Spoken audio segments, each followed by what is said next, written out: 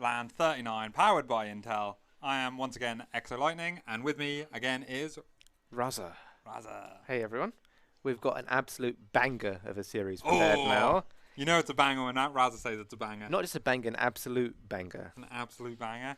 Why don't you tell us a bit about this series real quickly? So we've got Eba versus GamerRichy, two of the UK's best players for sure. Yep. And yeah, I think going into the tournament, one of the matches I was most excited to see. Yes. And this is Richie being one of the older guard, having been part of the scene for years, very established player, and then Eba, who is one of the new generation, the new blood of Starcraft, really. Yeah, he's a really good up-and-coming player. He's high in Grandmaster League. He's really good. Yes. All right, should we jump into the game? Yes, lovely. So the game is already loaded up. The first game is going to be on Dragon Scales. And let's have a look into it. All right. In the bottom right, spawning as the blue Terran, representing Berserker, we have GamerRichy. And his opponent, the up-and-comer, representing... is it Platinum Heroes? Yeah, Platinum Heroes. Representing Platinum Heroes, it is Eba. Eba is a Grandmaster player, even though he's in a team called Platinum Heroes, just to be clear. Yes, so people in the chat aren't confused. Should be clear. Both these players are very comfortably in Grandmaster League. I'd say GamerRichy's about 5,500 MMR. Eba's about 5,700, 800. He's reached 6k before, both players have. Yes. And yeah, everything looking very standard so far. So standard barracks gas from GamerRichy, and then Eba's just doing hatch first. And GamerRichy likes to SCV scout very early. You know, it's something I'm not a big fan of, scouting this fast. The advantage is that you get to see if it's a pull first very quickly. But it is a little bit of a hit to GamerRichy's economy, but he's going to know now everything's standard and he can just do his thing back at home. Yeah, Richie's a very calculated player. He's very confident in longer series.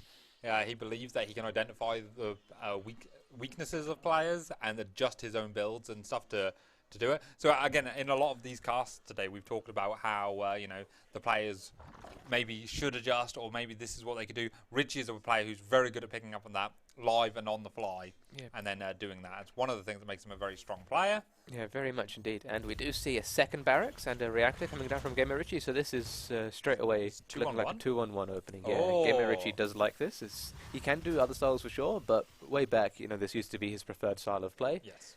And there's quite a lot of different things you can do with a 2-on-1. You can do some light aggression with a 2-on-1 into a third base, or you can do it into a more committed 2-base all-in.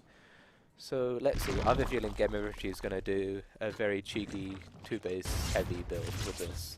Yeah, no, that would make a lot of sense. In fact, was this 2-on-1? Was that the one popularized in 2016 by Beyond? Yes, it was. Yeah, I feel like Zergs are normally very good at dealing with it now because every Terran used to do it for so long. Yeah. But Eba, he wasn't that high of a level back then, so maybe his 2-on-1 defense isn't as clean as some of the other Zergs who've been around for longer. And that's a thing I'd like to see in this sort of situation. A legacy build coming back. Because, again, the player might not be as experienced versus it. Yeah, and Eba, he's yet to scout this. He's got his Overlord in the bottom left, which it's going to take quite a long path to get into the main, and GamerRichy is going to be trying to deny that scout in, so Eba doesn't know what's going on. That is exactly it here. So we should be seeing a starport drop down soon. Yep, starport reactor. And yeah, the way GamerRichy likes to do this build, the cheeky element is, I think he likes to add on Hellions and do what he calls the Stimbat build, where you hit with a 2-on-1, but you add in Hellions and an armory, and that can be a very strong push if your opponent isn't prepared for it. They might think it's just Marines, but then the Hellbats, if they're not ready, they can just get steamrolled. I understand. As you can see, Richie's already guarding the edges of his base to make sure his second Overlord doesn't come down. Don't know if he saw this one come down here in the original first place. Yeah, I don't think he has, but I think this Overlord position that Eba has, I don't think he's going to send it in for the scout. I think Eba's going to play a bit blind this game, just rely on his Lings for scouting. And also, when you see a lack of Hellions, then you know that maybe it's a 2-on-1 or something. That's actually a very good point. He's still in on gas. Is this normal at this time? I'm not expert too much on gas timings, I just focus on my Terran things, but it looks normal. It looks quite normal. This Baning Nest timing is quite good. Ling gets in, sneaks around, doesn't see much though. Yeah, Richie deliberately keeping very little at the front and a lot at the back. Yeah, he sees a couple Marines, no Hellions, so he should suspect that this is a possibility, and soon he should start making some Lings, and I think he has a good Queen count already. Can we have a look at the Queen count? Yeah, we can go units. And we can 7, see yeah, there are that's a very 7. healthy queen count. So with queens and just like about 12 to 16 lings, you can hold the initial 2-1 quite comfortably. But for the follow-ups, that's where you need banelings. And am I right in thinking the technical defense is you have the queens targeting the medevacs, and you only run the lings in once the bio commits forward to try and kill the queens, yeah? Yeah, that's right. And yeah, it's quite a difficult skill to do that properly. Yeah. So let's see. Eba is just now seeing this drop. Let's see how he reacts. I don't think he has that many lings on the field. 13 lings. Yeah, it's a bit on the low side, but 9 queens. I think if Eba micros this right, it should be okay. But his queens are not all together yet. That's not many lings. Good start stepping from Richie. He just wants to deny creep and pick off a few units. That's all Richie's aim is. Richie, he's getting the 3rd CC behind this, so he's not This committed. is a pressure build, right? Like, this is not meant to try and kill the opponent. Yeah, but if it does, it's nice. Yeah, but this next phase, as predicted, GamerRichy's adding on some Hellions and an Armory. So soon he's going to do another follow-up push with some Hellbats and with Combat Shield, and I think Eba doesn't know this. He just thinks it's a normal 2-on-1, and he's not making any Banelings yet.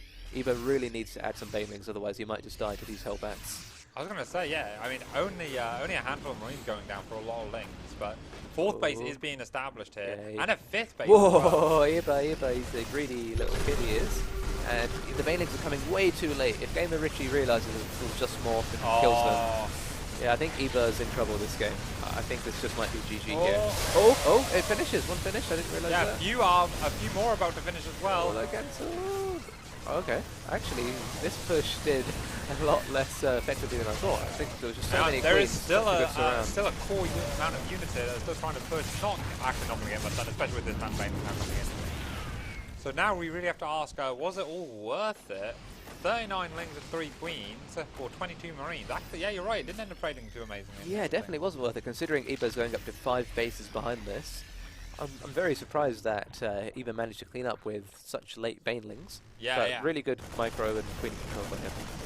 Yeah, it's a shame, like, in that fight, Richie wasn't quite able to focus them down as the primary thing. We do have a Liberator coming in here. Ooh, this is a nice positioning. It's quite hard to have a Spore to deal with this. Yeah. So I like that.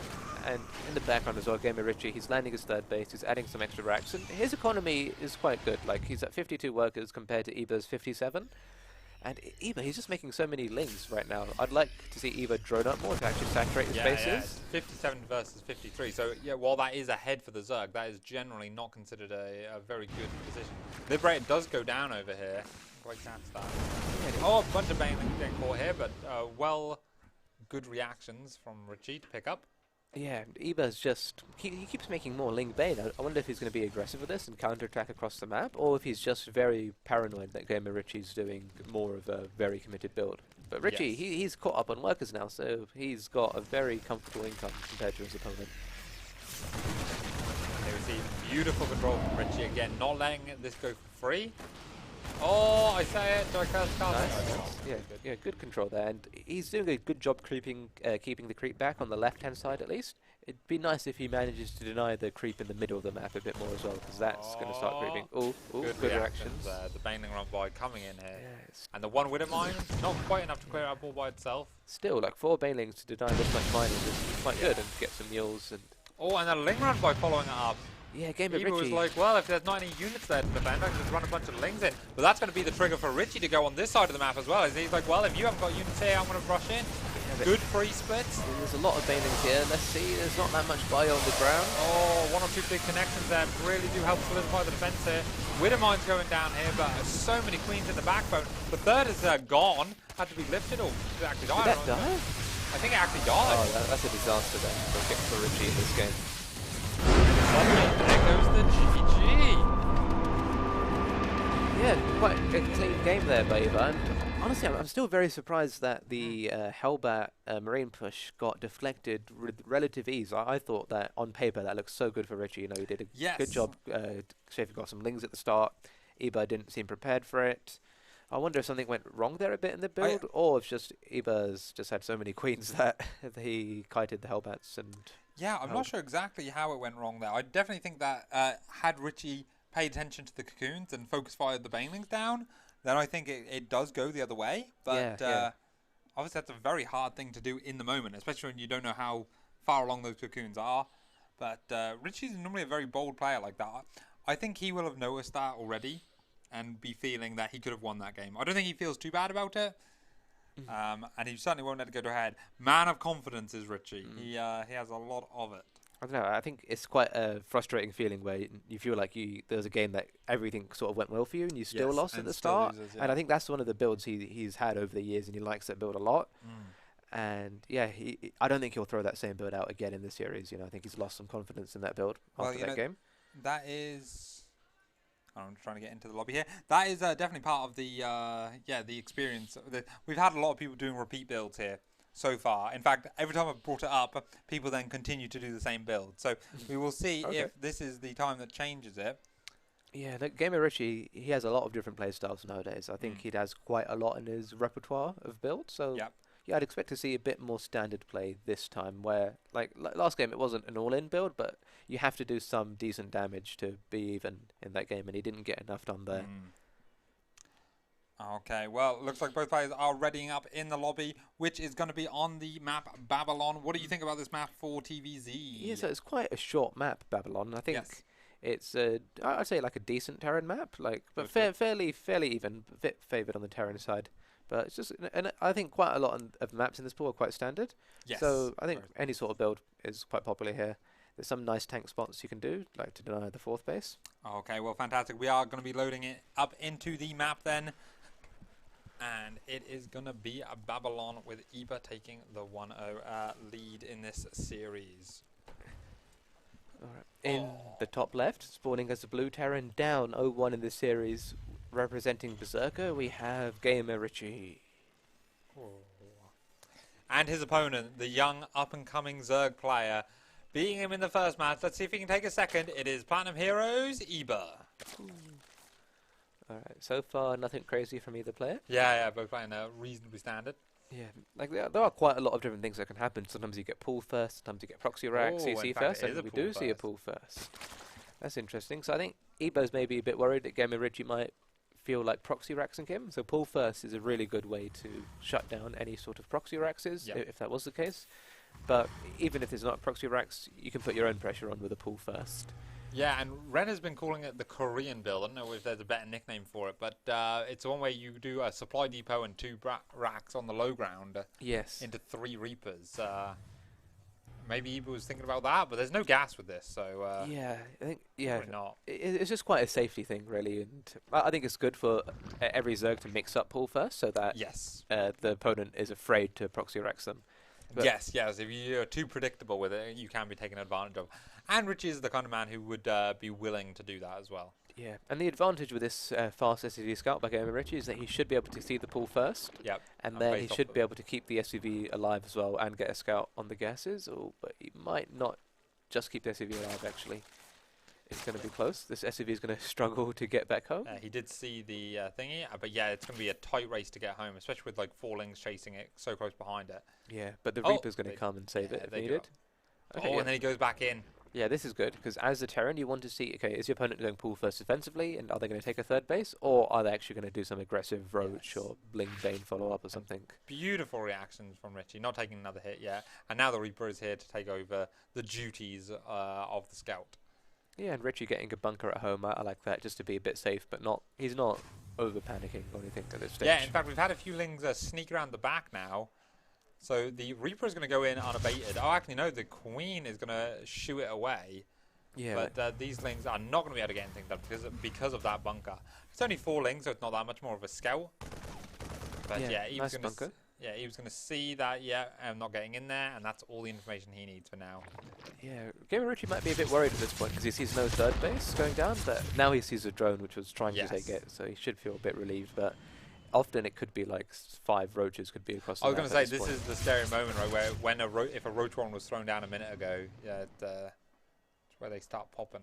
Yeah.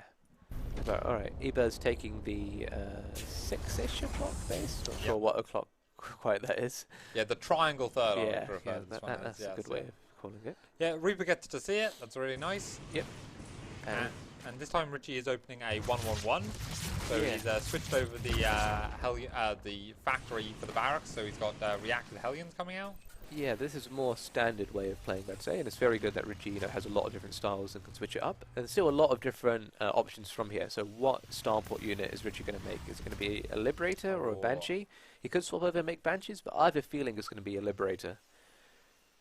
Let's see. Here's a Liberator. Damn, he's good. It's almost like he's another really high level Terran.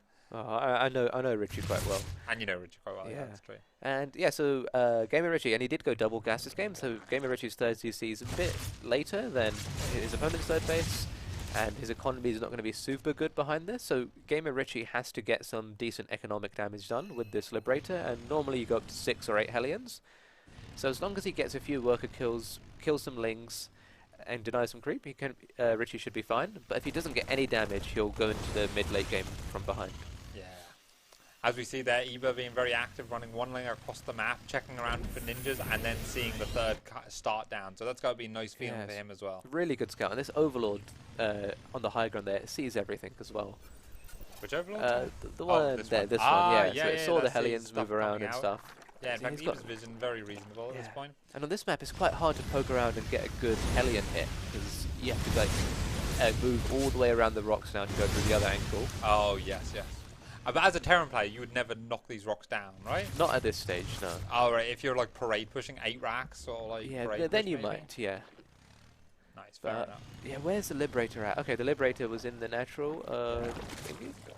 So it didn't get any kills yet, but looks like it's sieged up, things were pulled away, and then unsieged immediately. Really good reactions by Eba, not losing any workers yet. He is losing some mining time, and the Liberator is still in a good health, so I'd say so far this is okay by Richie, but ideally he wants to get more than this. These are deep back of bases around here, though we do have a bit of a scum going on here between the Queens and the Hellions. But again, Eba's solid. Yeah, like on this map it's really hard to get some good Hellion harass done. Overlord Scout follow-up down. So yeah, this time Eba's not interested in playing blind. He's actually been quite active with the scouting. Yeah. It is good. Maybe he realised in game 1, actually, that was kind of a scary push. I need to stay on top of what you're doing. Yeah, Eba knows exactly what's going on this game. He's going to take his 4th base at a very good timing. And so far, I say everything this game has gone very well for Eba. Yes. And he's going to be very comfortable going into the mid-game here. And Richie, it's okay for him, but he's a bit on the back foot, I'd say, because he got no damage done with his harass. Yeah. Yeah, we see more barracks, upgrades coming, more Evo chambers, so both players just teching up now, getting ready for the mid-game. Yeah, you love to see it. We could be seeing some big engagements in these more mid-game focused arms soon. But for now, it's going to be very solid fighting from Thingy, but a nice round for Eba as well. Yeah, shaves off a few Hellions, that's quite nice, because these Hellions are very valuable later on when you turn them into Hellbats. They can really help a push, which, for example, could be coming to the 4th base soon, depending on how GamerRichy wants to play. Like, as a Terran here, you can either be quite aggressive with your units, or you can just defend and just send some drops around the map to harass. Do we think the 1-1 timing from Richie is... Oh yeah, no, it's a bit ahead of Eba's. Yeah, so he's going to keep his tanks at home, and he's just going to drop with the Marines. This is the safer option, because if you send your tanks across the map and they counter-attack, things get dicey. But Richie, he needs to start trading well here with his units. And yeah, this isn't good so far. Oh, he lost like 7 Marines there. Yeah. Health and medevac's for nothing. Not a good start of the harass. The Hellions are being annoying around the side, but they're still not able to get that much done, and this might be the time they get caught up and surrounded. Now the Marines are coming in again, stimmed and winning, but are they winning enough? Can we look at units lost this game? I'm quite curious. I think it's probably about even-ish. Yeah, about even-ish. GamerRichy's even lost more than his Zerg opponent, which is not a good place to be, especially when you open up with a fairly harassment-based opening. All right, this Liberator. I would say where's this Liberator? F2 maybe. Maybe. I think that Queen is dead though. That's good. Nice, very nice. Now we have a. Oh. Okay, Richie's pushing across the map. One Baneling making. He's going on creep. He needs to be quite careful here. He could get surrounded by Banelings. This is quite bold by Richie, but he's snipering well so far. He's got a decent army supply. This push can actually be quite strong. Yeah, Richie taking opportunity and pouncing on it, but I don't know if there's not. Tanks in the back aren't sieged up, and now most of the Marine force is going down. Baneling's being desperately morphed right at the front now, about to pop. Yeah, Eba just needs to take his time here and clean this up. I think he got a lot of worker kills across the map as well. Yeah, we got Baneling drops going on here. Wow. And Baneling run-bys. Yeah, Richie's still hanging in there as well. This army is doing really well. Eber just needs to get some Ling Bane together, but he's just running all over the place with his units right now. So many Lings and Banes are dying for nothing. Yeah, but Richie's on a clock here. He's way down in workers. He needs to keep pushing forward, keep denying mining, keep trading well. Let's see, does Eber have enough here? All these Banelings, so only 2 of them. Really good micro by GamerRichy there, not letting any Banelings into the marine. But the tanks and medevacs are starting to be whittled down here. These medevacs all very low. However, we do have now the reinforcing army coming across the map. This is so much reinforcement. If that can meet up with this army and get together, then I think there is a good chance for the stranglehold to be complete. More fresh medevacs coming in, but the tank getting kicked off. Eber feeling confident about clearing this up, but now the reinforcements finally arrive. Yeah, the reinforcements was a bit too late. If it was there 5 seconds earlier, I think GamerRichy could have kept that tank alive. And each tank here is so important. And there's still not many Banelings left. With good splits, they should be fine. Really good micro by Richie. And Hydra's being made here. Is this the call here? Hydra versus Marine in this situation seems a bit odd. Maybe Lava is a problem. Yeah, I would have rather just to keep on Ling Bane to hold this push. Yeah. But yeah, I think Eber's going to struggle here. And he's starting to lose workers at his 3rd base. And GamerRichy still trading really well. This position he's got just outside the natural is so good. And stim and win. Richie's doing it. Really good push. And what a crazy first 2 games we've seen here, where everything went wrong for Richie at the start of this game, and yet he's pulling it out. And it was the opposite the first game. Yeah, GamerRichy's just in his element here. Like, we're just not trying to use this good micro. GG. Yeah, absolutely insane games. Again, really shows the power of these players and the level that they're playing at. Is that, like I say, even though things don't go necessarily the whole right way, they're looking for those opportunities. Eber had that opportunity in game 1 to make a real clutch defense, and he made it, and he played off the advantage from that. And then Richie just finds that one moment to strike in the middle of the map, and then really pushes it. And even though he had to deal with a Baneling drop in the side and was kind of made to be all in off of it, made it work. Yeah, I think Eber maybe got a bit overconfident there, like doing Baneling drops. I think there was some big Baneling detonation at the 3rd as well or something, Yes, maybe, which we didn't see. That one, but yes. But he just wasted too many Banelings on the mineral line, and then he couldn't deal with the push. And yeah, Eber was making Hydras, I think, a bit too prematurely as well. Yes. So I think definitely some things Eber can learn from that game. Do you think he was like trying to get into lurkers? That was the plan there? Like the plan is to eventually to get into lurkers, but at that stage, Hydras are just quite good at dealing with drops. Otherwise, you've got no anti-air. Like you can go pure Ling Bane, but Ling Bane, Hydra, eventually into lurkers, a bit more standard, I'd say. Makes sense. And it's a perfectly fine option. But when you've just killed a bunch of workers and your opponent's almost doing a desperation push, you just need as many units as you can. Yes. Yeah, and I think Eber was panicking a bit as well towards the end there. Like he had his rally points a bit messed up, Lings were going everywhere. That is a classic Zerg problem though, isn't it? When you have you're under pressure and your rally points are all messed up. Yeah, it's a Zerg problem, but also like a LAN problem. It's his first LAN event. Oh yeah, that's a big point actually. Yeah, a lot of us are veterans now for LANs, but yeah, this is Eber's first one, and again, he's much younger, so I don't think he's had any sort of real tournament experience. Yeah, and actually thinking further, this is his very first LAN loss that he's ever had as a map.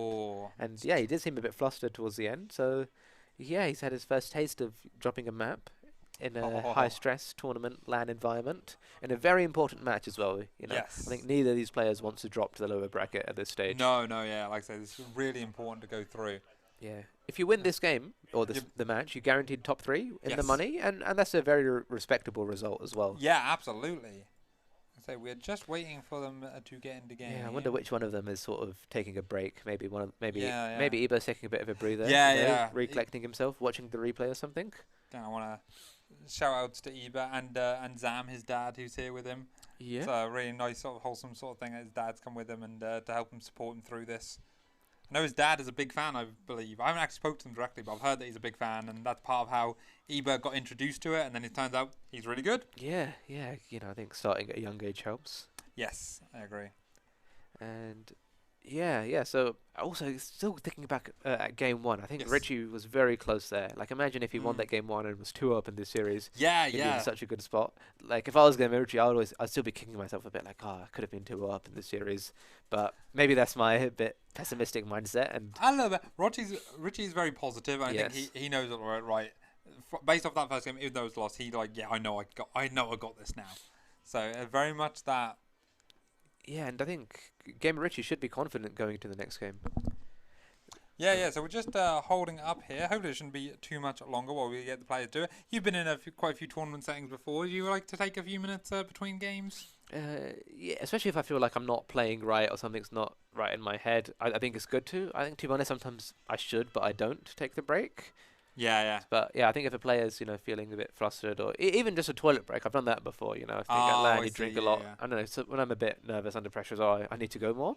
So maybe toilet breaks Yeah, happen more as well. the high stress situations that we like to see or don't like to see, but have to deal with. These are the real something. But that's part of what makes it real. Yeah. I say as I'm not competing in the tournament. Yeah. Well, you've competed in your share. I've competed in my share. Yeah, yeah. You've come close to some Code A titles. You've got some top 8 Code A's under your belts, I think. I've and Code S's. So. Yeah, but I would say top 16 Code S has been my best finish. So right around this point, right before this match would be my sort of point of where I drop out. But yeah, and the losses are really hard. I take the losses really badly. That's yes, part of LAN. It's hard. Yeah. When you've practiced so much before LAN, and then if you don't play your best, and you feel like you could have won this game, it really kicks you. I think it's different when you're playing against someone who's way better, but you represented yourself well. I'm quite comfortable with that. Yeah. But yeah, when you're like, oh, I know I can beat this guy, but I didn't because on the day he had better builds, or I didn't sleep well, or the sun was in my eyes. There's all these sort of things that comes up. Yeah, and I feel like with these two players, both of them, I know it sounds kind of obvious, but both of them really want to win. I think. Yes. Yeah. It's Eba's first LAN. GamerRichy's playing in his first LAN after quite a long time. I think at least a couple of years. He didn't come back just for the fun of it. He's been playing quite a bit recently. Yeah. He's gotten better. He wants to show the new GamerRichy, which he says he's improved and become more solid. We should probably shout out that Richie didn't completely leave Starcraft or anything, but he was playing League of Legends for a while, and I believe he got up to Diamond. Yeah, and he's also been doing quite a lot of coaching. All right. Yeah, and he does a lot of coaching now. So it's he's been very active in the game in different ways, and the competitive mindset. So like I say, because League team-based game, but very competitive as well. To get up to Diamond rank in that game is very Diamond. hard. Wow. Yeah, EPIC39 was his last epic, so it's been 10 epic lands since. Yeah, that's a long time when you put it like that. Was that the one where he lost to Figaro? I think there's multiple where he lost to Figaro, but I think he beat Orc in the lower bracket. You remember he was very happy with that close series. Yes. And actually, no, sorry, I think I got mixed up. I think this one, I beat him. I knocked him out of that one. Was that the one where he was 2-0 up and you reverse sweeped him? No, this one was a best of 3 where I 2-0'd him. Oh, okay. I think, this EPIC39. Who beat him in the upper bracket? It might have been Figaro who beat him in the upper bracket. I think because Figaro apparently hadn't been playing. This was when the classic I don't even play this game anymore excuse started coming out around LAN. Was it right around this time? Yeah. Those two have a nice rivalry, Figaro-Richie. Maybe it'll be replaced with a Richie-Eba rivalry in the future. Potentially. Yeah, I mean, Figaro is still very good. I think he's still somewhat active in the game. Obviously, he's not here this weekend, unfortunately. Yeah, unfortunately. Yeah, a lot of the TSI crew, Figaro, Risky, Mix, Cladorizer, they couldn't come. Yeah, good old Clad, yeah. Maybe for the next one. Maybe EPIC40 back in Kettering, a bit closer to them. Yes, might come. It's confirmed that EPIC40 is back in Kettering, yeah? Yeah. Lovely, nice. But I think soon we'll be going into this game. Both players are ready. Good So it's going to be hopping into altitude. Now, this is a big map, Exo. It is a big map, I hear. Yeah, it's like the Texas equivalent of maps. It's a big, big, yeah, big okay, lovely. You think this was an EBA pick? Yes, I think so. It makes sense. It plays to the strength of the Zergs, Yeah, it's a best of 5, so you only get 1 veto each. Some Terrans would veto this map. So clearly Richie didn't. So we haven't seen any Neo-Humanity yet, I don't think, in most of the series. So be interesting to see if that one got vetoed, and if so, by who. But for now, we will focus on the game, as it is 1-1 in this best of 5. Alright, spawning as the Blue Terran, bringing it back in this series, tying up 1-1, we have GamerRichy. Good stuff. And his opponent up in the top right, once again as the Red Zerg, it is Platinum Heroes Eba. Ooh.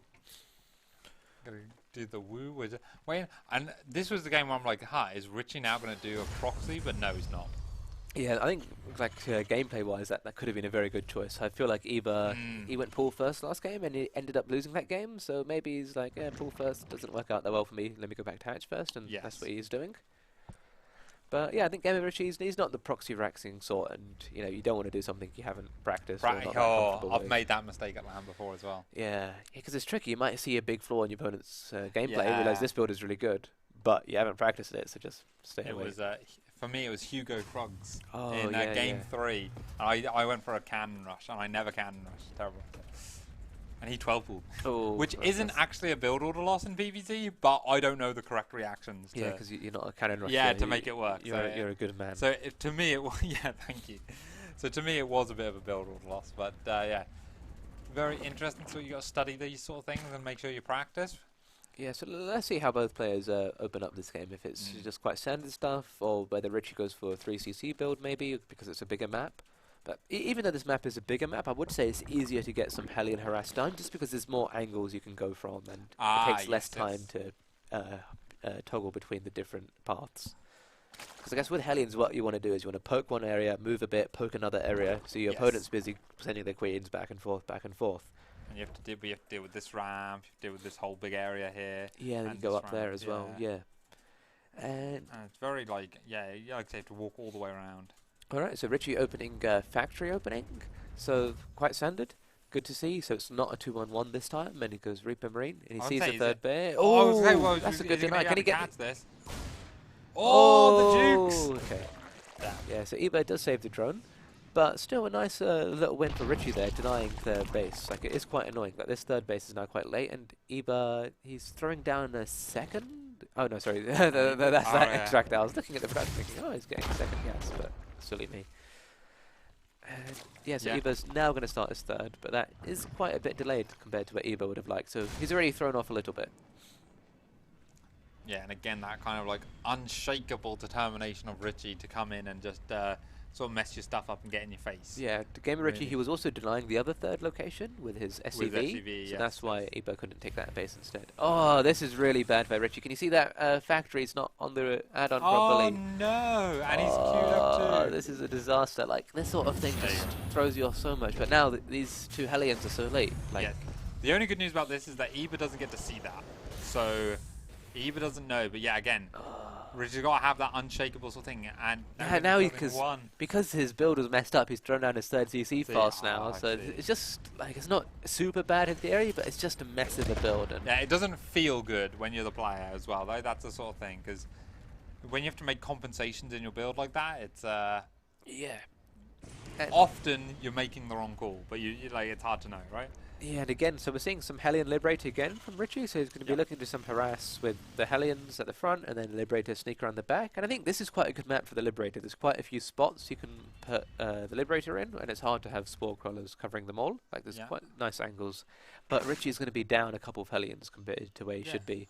Good vision by Eba on the south side, or on the east side of the map. This northwest side doesn't have so much on it, but should be good enough with his queen positioning. Only 5 queens out at the moment, but by the time the Liberator gets there will be at least 7. We see another Ling. Oh, actually gets all the way in. Everything. Sees the third CC, sees everything. Yeah, really nice scout there by Eba. And yeah, it's a shame that GamerRichy let that in. You know, I think it's good to have a full wall at the front, but because GamerRichy's build was a bit weird as well, he didn't use the CC to wall. But last game we saw GamerRichy not do any damage with his harass, and he still managed to win the game. So very true, so maybe this game won't be so bad. Maybe the third CC being early will give him a bit of an extra economy. Might not get as much harass done, but he might be fine with that. Okay, so we've baited 2 of the queens out here while the Liberator really good position there. So this is great. 3 workers already. Unless could he go back to the Liberator? Gets a 4th. Oh, and the queens they're flustered. Eba's panicking a bit, I think, with his queens and not controlling them as well as he should. Ooh. Reaper grenade to blast them into the thing? No, okay. Can't. He's going to leave the Liberator sieged up. He's too busy doing other stuff in order to save that. Well, there's only 4 Hellions here. Normally there should be 6. Oh, this is Richie, what's he focusing on right now? This is... anything else going on the map? Because his Liberator died and he just let 3 of his Hellions die for free. Yeah, that was quite poor control there. We did switch to his vision briefly here, and he was looking at the CC, so he must have been landing that at the time. Yeah. Sometimes you just look away at the wrong time and you don't notice the notification that your units are under attack. So maybe you thought the queens didn't follow it. Yeah, like some things that happen. Like you move commanded Hellions back, but you accidentally move them back, and then they start fighting some queens and end up dying. So. Yeah, I think that Liberator did a good job, but then losing like those 3 Hellions for nothing. Yeah, it's given Eva room to drone up if he wanted, right? He's actually making quite a few Lings, but yeah, like you do need some Lings because soonish, like the double mode of act pressure should start. Yes. But I think GamerRichy still a bit away from it. I think his build's been a bit funny this game. Oh, but there we go. The 2 Medivacs are starting now. And yeah, Eva does need a good balance of Lings and Queens to hold that. Yeah, so all the Hellions have now gone down. Yeah, notice Eva really likes doing this double expanding, so he's taking this 4th and 5th at the same time. Yes. And I like that, because it's not that much of a mineral investment, but yes. what it means is that you can give up one of the bases if needed. Exactly. I know that Savage, Sam, is a big fan of this, and he was doing it for a long time as well. Really liked this idea. So, yeah. Very nice. And, of course, if there's no pressure and nothing happens, you've then got 2 bases. You've got a lot of map area secured. All right, GamerRichy, this game is going into Widow Mines, which are definitely not a bad choice at all. I think they can be very good, but you do have to micro them quite well, and you have to be quite active with these. Like, you don't want to just stockpile and get a ton of mines. You want to be very active with them, put mines around the map, and use them with your drops to make them a lot harder to clean up. Whereas tanks, they're better at actually finishing the game. So the sort of push we saw in Game 2 is a lot harder to do that with mines. With mines, yeah. Oh, big Link run by again. Big Link coming in here. Oh, Richie doesn't have that many Marines at home. Yeah, there's a 2-1-1, double medevac on the map, which is now running home. Yeah, decent hold there by Richie. Like, I think he didn't lose that many workers at all. Can we see how many he's lost? He has lost 2. Yeah. Oh, that was really good. I thought more than 2 went down there. Yeah, very easy to do that when a bunch of Lings ran into your base like that. Yeah, I think that was some stop commanding micro on the SCVs there. Oh, here that can be dangerous. But Richie, during that Ling run by, he wasn't able to pressure on the other side of the map. Yeah, so he had this double drop out, but the Marines were outside of it, and he made the F2'd, but he brought all his Marines back home. Those banelings in the bottom are now moving in, but Richie can't see it yet. He's focused very much on this part. Good control Lifts there. up, but now it comes through. Is he going to react in time? Those are so clumped. Oh, he reacts a bit late, and he loses the handful. Could have been worse. He is now fighting over here as well. Yeah, so Richie's economy is back to 55 workers, not where he'd like to be. He still doesn't have his 4th base on the way, whereas Iba's on 5 bases, so I really like the position for Iba this time. I said that before, that Iba loses the game a few minutes later. But Richie's doing a similar sort of thing now. He's doing a big push across the map, but this time he has mines instead of tanks. And mines are a lot harder at forcing an engagement and having killing potential. Oh, yeah, especially when half of them die before the fight really starts. He is able to step forward. A lot of Link coming in for a flank here, but he is caught up beforehand. Banning fights on both sides. Yeah, Eva's still fighting a bit too early. Like, he doesn't need to fight this quickly. You know, his opponent's off creep, not pressuring the base immediately yet. I'd like to see Eva a bit more patient with these engagements. I still think he'll be fine this game, just because he's got such a healthy economy and he can produce so many units now. Like 81 workers, that is a very good amount for Eva. Yeah, a bit of a scary moment here. Now the Queens are coming out, damn, sniping 2 or 3 Widow Mines before they could fire again. Now the big flank comes in, but there's barely anything left by Richie here. He's just going to retreat with what he's got. Keep these mines here, but Eva controlling his units so well that the mines don't get anything done. And that's so hard to do, right? You know, it's very easy to get a huge clump to go in and then take big shots. We do have drilling claws coming out from Richie, so he is committing to the mine idea. Well, if you've already got like a reactor on one of your factories making mines, drilling claws is always a good idea. But yeah, GamerRichy, I don't think he's playing the mine style as well as he plays the tank style. Like with the mine style, you've got to be all over the place, just trying to get good trades around the map. Yes. You don't want to be doing a big trade push like this with mines. Yeah, when the Zerg knows where all the mines are, it's way less dangerous. But when they forget when they're in the middle of the map and they're all over the place, that's when it becomes a real... Eva's got a big flank prepared to sandwich his army, but this army is again, it's like it gets whittled down so much that Eva doesn't even really need to clean it up. Like GamerRichy is just going to evacuate soon here. Oh, especially with the Betrayer mines coming in there. Now he comes in with the flank, coming in from behind as well. 1 or 2 mines still to go off, and they are going to get some decent hits. Yeah, that was a good mine hit. But yeah, like at what cost? Yeah, not enough. Do we still not have a 4th base yet by Richie, or is it finished? No, it looks like it's been a 3 base the whole time. As far as this is really grim for Richie. A few units going down here, over here. Yeah, like if Richie had his 4th base done, I could say maybe, you know, Richie can just turtle a while or try and take it to the very late game. Yeah, well, Eva sees that and it's like, oh, I will borrow a link there. Really nice play by Eva there. Just those little things really annoying for the Terran. And, oh, big engagement happening. Oh, and Richie getting a lot of his stuff for here. He just does doesn't not have have the enough numbers. stuff. Yeah. And now coming into the 3rd as well.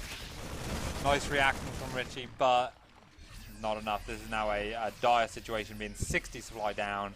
Lingbane, Zerg got complete control of the map. And Eba is teching. He's got the, he's getting his +2 armor. Now starting to the Hive.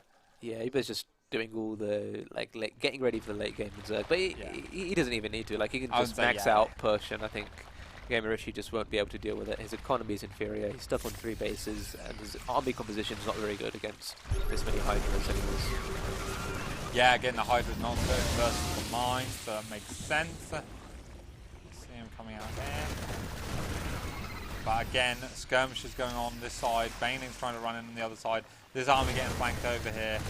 Very hard to be active and stay on top of everything for Richie. But if he lets even one side slip for a moment, then the Zerg collapses in and it's all over.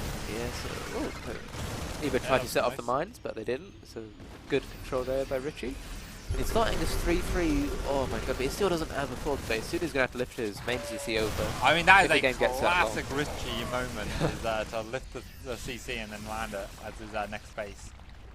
But yeah, I agree, this is a very dire situation, and it would really take Eva to throw away his whole army now and give a huge swing of momentum for Richie to be able to come in and really effectively be able to do anything. Yeah, Eba's max now. He's got really good bending count, making even more. And Eba's got so much map control. He can set up a perfect strand. Like, look at that mini map. You can see Eba's got like 4 different army parts that are all going to come in now. And well, one's even going to go across the map for counter attack. And yeah, Richie on creep against this many link base. There's no hope. Yeah, and like they are, the few links just getting in here. Yeah, nice little counter attack by Eba there. What wasn't really needed, but nice thing to do still. Yeah, exactly. Again, in a match where this is slightly closer, that link run by is the thing that might make the difference in the long run. So it is important to do. Right. Great little mine dodge there. There was an overseer that was set off a mine, and Richie actually dodged it with the medevac that would have killed the medevac, which is nice. Again, just shows the little attention to detail these players go through. Yeah, just look at the production tab. Eva's getting 3 Juno Grants, Ultras expanding, 20 Banes, 3 Overlords, even though he's already maxed. But Eva's very comfortable right now. He can pretty much do whatever he wants. He's getting ready for everything. And Richie, he's got maybe one last fight left in this game. Oh, wow. The Banelings roll through, hitting so much. And now the Hydra backbone is here with more Banelings running through. Widowmine still trying to hold the line, but there's just not enough splash damage in the world. And Richie has a countdown of GG in game number 3. Yeah, it was a very, I'd say, unfortunate game for Richie there. I think from the start with his mislanded factory, it was I'd say a bit of a mess of a game on Richie's side. I think he didn't have a clear plan because it gets thrown off. He throws down that third CC super fast and he can't really do the pressure he wants. And yeah, like he lost a few Hellions for free. And then the mine choice, I don't think he played the mine style as a Terran should play mines. Like, you really need to be all over the map with that. Like, it's very hard, very APM intensive. Yes. Richie is a fast guy, but not as fast as Eba. I feel like in that sort of game, Eba is faster than Richie, and it wouldn't have gone well for Richie unless he could be super fast, get the mines everywhere, and the start wasn't good. And then, yeah, he tried to parade push across the map, but with mines, it's really hard to make that work. And Eba, he just played a very flawless game that game. He did I was about to say, right. he was really solid all the time. And like I say, making the correct decisions even when you... making the correct decisions, even when you're ahead, is really nice. Yeah, that's right. Because if you're, like, in a game where it's a little bit closer, you have to make those decisions. And just the fact that Eba's taking this seriously, right? Like, he's like, all right, I'm going to do this run by, even though I'm already crushing in the fight. Because if a fight goes wrong somewhere, you need something else. Like, got that layers of insurance on it to make sure that he's not going to give Richie an inch. Because if you give Richie an inch, like in game 2... Gave an inch, there was only one slip. He got a little bit carried away. Yeah, I'll do a Baneling drop. And then bam, suddenly the push absolutely got ignited. Yeah, absolutely. And that's all Richie needed. So here we are going into game number 4? 4, yep. Yeah, 4. Yes, 2-1 to Eba. As we go in, and we're going to see what can happen here. Alright, once again, spawning as the Blue Terran, down 1-2 in this series, fighting for his life in the upper bracket, we have GamerRichy. GamerRichy. Father Richard. I think he has a lot of aliases. I feel like when people have been playing the game for so long, people have a lot of different aliases. You know, like Roscoe's got... is that a secret? Is that a secret? Or no. Rabbi Burns is a very public domain, okay. Yeah. He's also got Exo Lightning. Exo Lightning? Yeah. Oh, okay. Well, that's the secret one. Yeah, right? that's the secret one. It's not really you. I'm about to say, that's the mix-up. You don't know whether you're going to get me or if you're going to get Ross. Yeah. On an account that is named me. I knew I'd see Exo Lightning in GM one day. I just was hoping it was me. And spawning 4 Platinum Heroes in the bottom left. It is Eba. All right, so let's see what happens this game. If I think Eba, you know, he's been playing just very standard every game. Yeah. You know, he did go pool first one game, but that was a defensive pool first, I think, just to scare away. It was like a 16 pool without gas, wasn't it? It was like a fairly sort of thingy. Yeah, and Richie, he's 2 games he did Liberator opening with Hellion Harass, and 1 game he did a 2-1-1 Stimbat build. So he's been mixing it up. But let's see what GamerRichy does this game. I think he might try something a bit cheeky again. Yeah, I really like Richie's play with the Hellion and Liberators. Something we've seen a lot of this tournament, the Terran players do. We've seen a lot of Banshees, actually. That's not super meta, right? Like, it's hard to control and like hard to get the value out of it, right? At a higher level, I'd say Hellion Banshee is the meta. It's it's the standard TVZ build. If you want a safe opening macro game, you play Banshees. The reason is because you always want to do 3CC to catch up with your opponent economically. Yeah, makes sense. And to do that safely, you need Banshees. I see. So it is more meta than I realised. Yeah. Fair enough. No, good to know. And I feel like the Banshees, compared to Liberator, they're more like guaranteed a little bit of damage if you control them well. Like, your opponent can't really have spores everywhere for that. And yeah, there's going to be somewhere where they can get in. Yeah, whereas the Liberator, I think if your opponent controls it right, they can normally hold that better. And it's a bit more map dependent than Liberator. Alright, so it's a nice Reaper See control. the dance, yeah. Queen about to pop out, but can he get a Ling or even a drone before that? Going for a drone, not able to quite get it. Now the Ling pops, and yeah, this Reaper's going to have to be satisfied with doing nothing. Just throws his cheeky grenade out. But yeah, GamerRichy behind this, he's going for his 1-1-1 again. So he's got his gas, he's got the factory, so no 2-1-1. But it's very important to know that he's going double gas here. So nowadays, in the meta the past couple of years, people like to go just 1 gas and they go 3CC. Yeah. And that puts you in a good economic position where you still get Hellions to harass, but you don't have to do that much harass. And you don't have to get much damage. Spread control sort of thing? Yeah, just to keep your opponent in check and be safe while getting a 3CC build. But okay, GamerRichy, he's mixing it up now. He's got a very fast second barracks here. Oh. So I wonder what this is going to be. This is quite strange. This is quite a strange one, because what can you do with a second Rax? So you can go like a couple of Hellions into like a 3-1-1. So you go like just get some tanks, Marines with Stim, Medivacs on 2 bases. Or you can even do it like with a 2-1-1, but without the 3rd Rax. So I think that's what it could be this game. Because he's getting Hellions, Liberator, but he's also getting an eBay, which I assume is for +1. Yeah. Right, so again, the thing about this is that this looks very similar to the previous 2 games opening-wise, right? Yes. So, as far as but Eva's been very, and here we have again, this is it, this is the Ling. This is the Ling that's gotten round each time and got into the base. Yeah, Richie really needs to deny scout in this game. Yeah. Like, often when players do this, they make a Viking to deny the Overlord scout. Right, yeah. But it doesn't look like Eba has an Overlord in position where he's going to sack it anyway, so as long as Richie can deny this Ling scout, he should be fine, but... okay, there we go. But did Eba get up the ramp there? Yeah, he sees Yeah, he sees 2 Racks. It's like, hang on a minute. So, but he's already seen the Hellion, so he's like, hang on, there's Hellion, but it's 2 Racks. Yeah, and he sees the factory's gone from the reactor. So yeah, Eba, he has enough information now to put the pieces together. So yeah, I think instead of having all of these Hellions across the map, Richie should have kept like 1 or 2 at home, deny the scout. Really deny the scout. More drones being cranked out now for eBay. He's already at 50. I suppose, yeah, he has a little while, because Stim, I mean, he doesn't know exactly what's happening, but Stim is still going to be a little ways off. Yeah. This isn't the fastest hitting build ever. Yeah, Richie is going up to 5 racks here, so this is going to be an extremely dedicated 2-base build. 2-base yeah. But Eba already sort of knows what's happening, so... Baneling Nest on the way. If both players control this right, and since Eba knows what's happening, he should win this game. Okay, it's going to come down to control, but Eba's got all the pieces he needs. He knows everything. He should be able to win, but it'll come down to control. If Eba slips up his micro and GamerRichy micros really well, he can. But I think it's going to be tough for Richie here. Okay, well, we'd like to see it laying on the line like this. There's some good, genuine tension as Richie is fighting for, well, the place in the finals here. Yeah, there is a chance that Eba could have misread this and thinks that there was a 3rd CC behind it, and it was like a 3CC into 2-1-1. He's making he's got 27 lanes, he's making 14 more. Baneling Nest is done, even though there's no Banelings out yet. I don't like these extra drones. I think he's at a good drone count. Maybe these extra 3 are okay, but he shouldn't make any more drones now. Just Ling Bane, get fast Baneling speed. Yeah, if Eba misread, if Eba actually misread there's no Baneling speed, is there either? Yeah, like but the layer's just done now, so he needs to start this ASAP. Yeah, okay, that's good for Eba.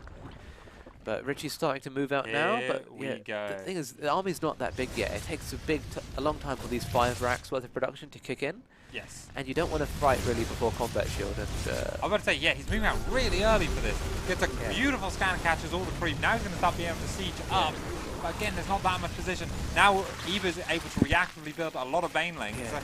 It's a good move at timing to clear some creep, but you don't want to take an engagement before your medevacs here, before your combat shield is done. Wait, are there any medevacs out on the field?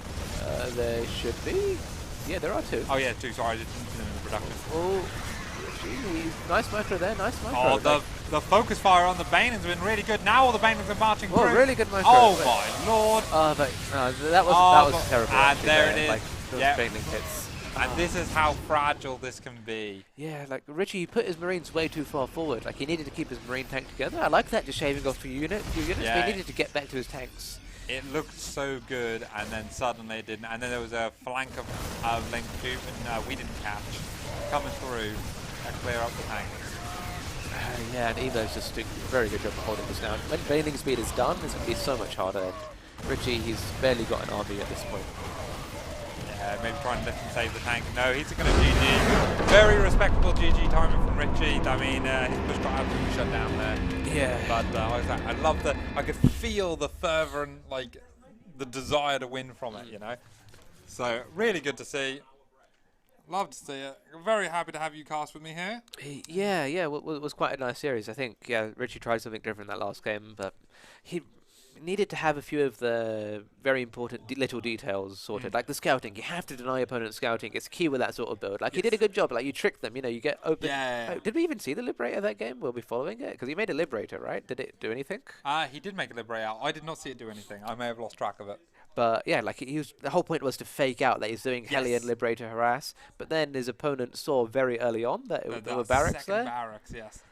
Which is a shame because he got the reaction to lift the depot, but it was just the vision was enough. And you could see Evo ran out, and he was like, "Hang on a minute, what was that?" He had to run back up to see what was going on.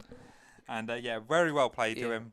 Yeah, and Eva, he played very solid there. You know, I think he can be quite happy with his play. I think there was one game he lost where I think he was a bit too greedy there, like just sending too many banelings across the map. Some Zergs do that, you know, they get fancy, they send big banelings in every mineral line, and they've got no banelings at home. I think Eber's probably learned from that mistake, and he looked quite solid, especially those last 2 games. Yeah, no, fantastic. And I believe you're up next. It's going to be you versus AC next, which is actually a repeat of yesterday's match. Yeah, fairly confident for it, but AC, he looked very good against Roscoe. He did, that was actually. an upset. Yeah, he was playing. I didn't think Ross was playing his best, but AC definitely was on point. So yes. Yeah, so it could be an interesting series. Hoping it's quite a clean one, but you never know. I am a bit worried. No worries. Well, we're going to be taking we're now going to be having a break. Yeah, we're going to be taking a 20 minutes break before we come back for this one. And then we'll have you on stream. So go get ready and good luck to you, all right? All right, thank you. Bye. No worries. All right, cheers.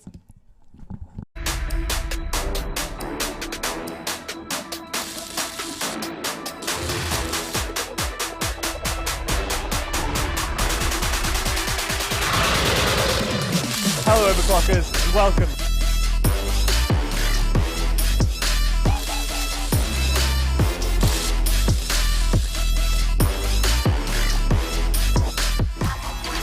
Oh, screw this. Where's EPIC when you need him?